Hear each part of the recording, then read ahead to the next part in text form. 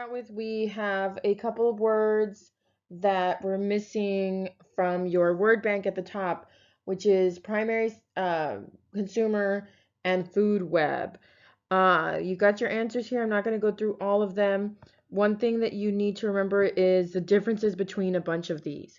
Like make sure that you know the difference between, primary and secondary consumers and things like that. Make sure that you know the difference between the levels here, like population, community, organism, that sort of thing, which is actually in the part that is underneath this.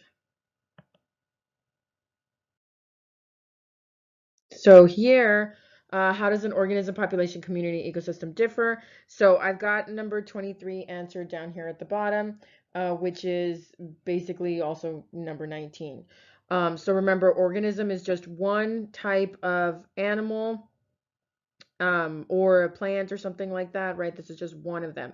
And then a population, we said that it's a bunch of the same type of organism, okay? So here I have like a bunch of the same type of fish, like salmon. And then a community is going to be different things. And an ecosystem is going to be the biotic plus the abiotic stuff. In other words, the living stuff and the non-living stuff.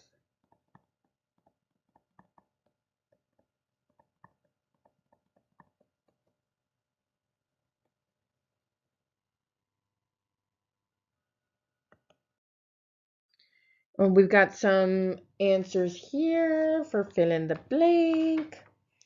Remember at the bottom, we've got two different types of ecosystems here.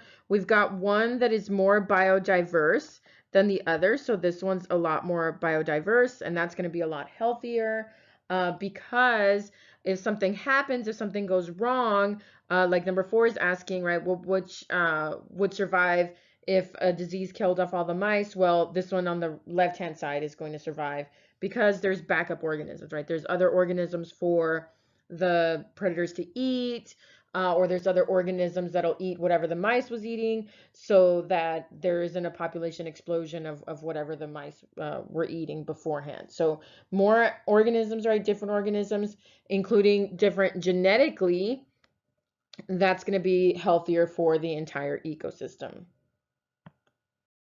This section here is all about ecological succession. So remember, we have two different types of succession. We've got primary, where we start with nothing.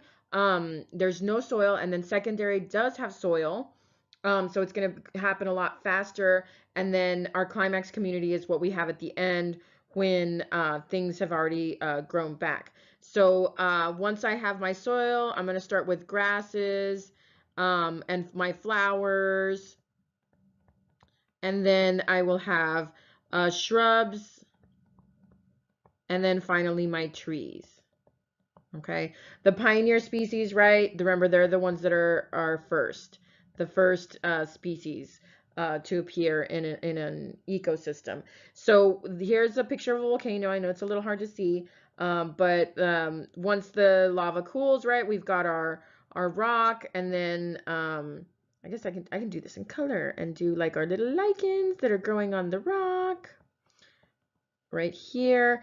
And then once I have a little bit of soil that has built up right here, I can start to have some grasses and things, and even some shrubs.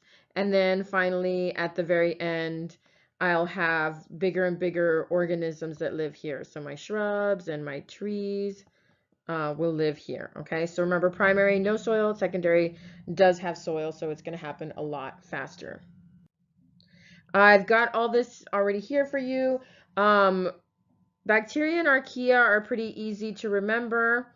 What I do want you to study is, remember, eukarya. These are going to be eukaryotic organisms.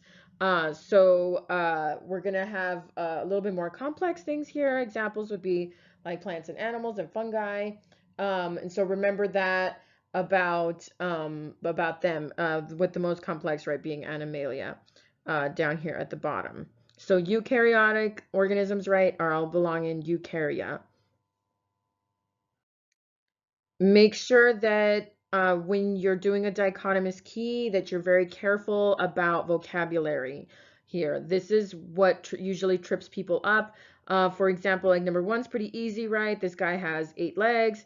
And then number two is asking about the abdomen, right? The abdomen's the body of it. Does it have a stinger or doesn't have a stinger, right? So we would actually go along with B right here, does not have a stinger. And then so it says go to step 3. Does it have claws or no claws, right? And if this is no claws, right, there's our answer right here. So kind of like in Spanish, right? Araña. There's our answer for our little spider dude right here. Okay, so that's the end of the review study, and I will see you at school. Bye.